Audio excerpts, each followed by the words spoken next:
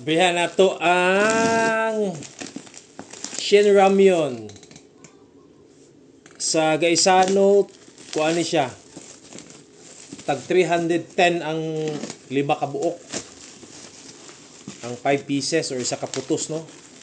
Pero sa Shopee ko nag-order, guys, sa Korean store, no? Korean, no? Ang 15 kabuok ani is 400 ba ako nabayaran. So tanaw na to kung dili ba ni pick kay mahal mo gud kay sa Gaisano. Kuan sa Gaisano kung imagine nimo ang isa ka putos sa Gaisano is 310, ang sulod sa isa ka putos 5. Samantala napalit na ako ang tulo ka putos, which is total sa 15 kabok. Napa oh. 15 kabok 400 ako nabayaran. At unay gid siya. Sada mo gud kay reviews.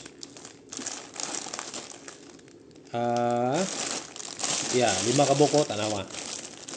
Now, 1, 2, 3, 4, 5. So naa siya expiration date best before December 25, 2025. So kini ang isa ka pack ani sa Gaisano 310. Kung diya ka sa Champs magpalit, ang isa niya ani tag 60. Samantala kung ordero nimo sa Lazada, Shopee man ata ni ako napalit 400 man ni 400 kaning tulo 400 plus ra akong palit ani. Supposedly mo dagan na siya mga 500 plus pero na ako yung discount.